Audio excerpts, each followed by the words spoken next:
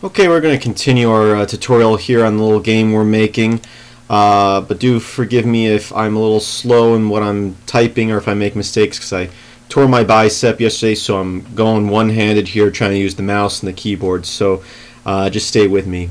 What I'd like to do today, though, is create a bridge that the player can extend by going up to a control panel and pressing a activation key that we choose, an action key. So first thing we're going to do, we got our Blender file here that we've been working on. I'm going to spacebar, add mesh. I'm going to add a cube.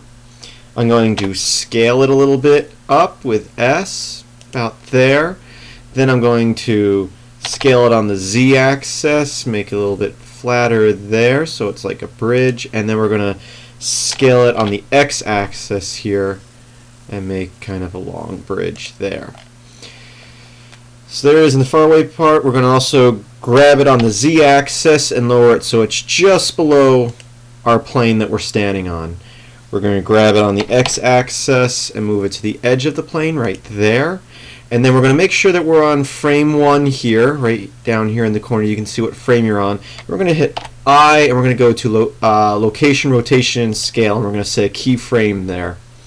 Then we're going to go up, hit your up arrow a few times till you get to about 60. And then we're going to hit G for grab on the X-axis, and we're going to move it over so that it's right about there, so it's still touching the plane we're on a little bit. And once again, we're going to hit I, and we're going to lock the location, rotation, and scale there. So now if you move your arrow keys up and down, you can see the bridge moving in and out. So next we need to do is we need to make a panel that will extend that bridge when the player gets near it and presses our action keys. So we're going to hit spacebar, add mesh. We're going to add another cube. We're going to grab that and we're going to move it right about here. Zoom out so we can see that, and we're going to scale that about like so, and then we're going to scale it on the Z-axis up like that. Then we're going to shift D to clone it, and we're going to grab it on the Z-axis and move it up so the center point of that cube is at the top of the other cube. Let's zoom in and move over, and then we're going to scale that on the Z-axis about like so, and then we'll just scale it out a little bit, and then we're going to go into the front view up here, and we're going to drag over, and we're going to rotate that like so. Let's start our game and go have a look at what that looks like so far. So we're going to go through the door we created, we're going to come over here, and there's our little panel. So what we need to do is that when we walk up to that panel, we're going to make our action key Q. We want the bridge to extend. So first off, let's click on the bridge. Let's click on our edit box here, which is F9, and we're going to rename the object bridge just so we know what it is. And we're going to click on this panel we created here, and we'll call that B panel for bridge panel. So we'll call it that. And now we're going to go into the logic editor. We're going to add, and we're going to say while near, and we're going to say our player is near because we gave the player the property of player. And we're going to set the distance. I think 3 would be good in this case. We'll connect that. We're going to add another, and this time it's going to be a keyboard, and we're going to press key and then press the Q key to set the Q. So when the player is near that panel and they press Q, this is what's going to happen. We're going to change the property. So we're going to change this to property right there. And we have to give it the property. So we're going to add a property here. We're going to call that P panel, or I'm sorry, B panel for bridge panel again. Okay, and we're going to make that an integer. And right now by default it's set to 0. Now we're going to say B panel equals B panel plus 1. So each time you're near that and you click the Q key, it's going to add 1 to the value there. Now we're going to say always check, and if that property of B panel equals 3. Oh, yeah, I did that backwards, sorry. It should be over here, property, if property, B panel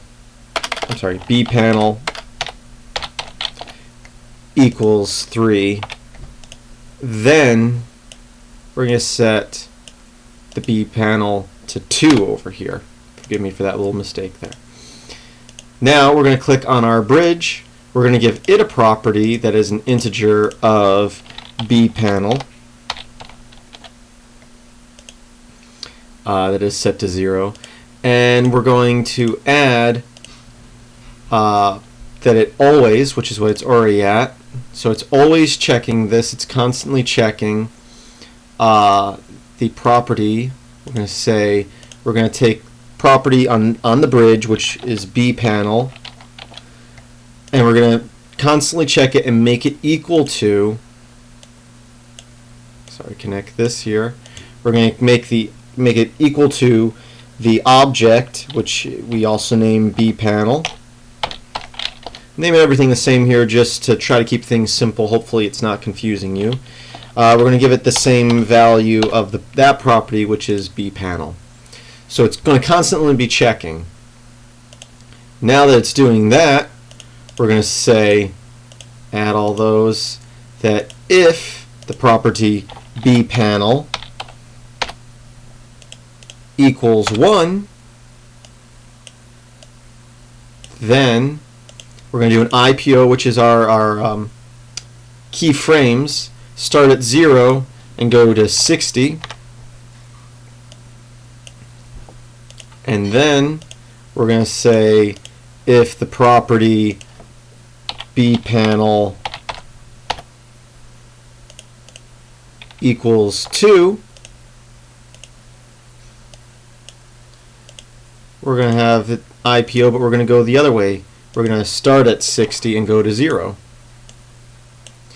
So if we did everything right, go up here, press P to start the game, walk our character over here to where the panel is, and as long as he's near the panel and he hits Q, the bridge goes out. If we hit Q again, the bridge goes back, and if we hit Q again, it should go out. Oh, a little glitch in our program there. What did we do wrong? Let's have a look. So if it equals 2, do that. If it equals 1, do that. That's right. Let's click on the panel here, and I see where we went wrong. Here, if it equals 3, we don't want it to equal 2, we want it to equal 1, so it starts over again. Sorry about that, but it's good that you see me making mistakes, so that it helps you troubleshoot when you make mistakes. So our character walks over here, Q extends, Q it brings it back, Q it extends it again, Q it brings it back again. So as long as you're near that panel, you can do that, and then you can walk out on that bridge. In the next lesson, we'll add some more of a level over here and do a few more things. So I'm hoping that this tutorials that I'm doing are helping you. I also like to point out that I'm trying to keep things simple. You notice that Blender, with its logic editor, allows you to do a lot of game programming without actually writing out any code, which is really nice. Once you get into more advanced stuff, you're going to have to write a little bit of code, but you can see you can do a lot without actually writing out any code. So I'm going to post this file up on my website. The link will be in the description from filmsbychris.com. Visit us if you want to see more tutorials and videos. Thank you for watching. I hope you enjoyed.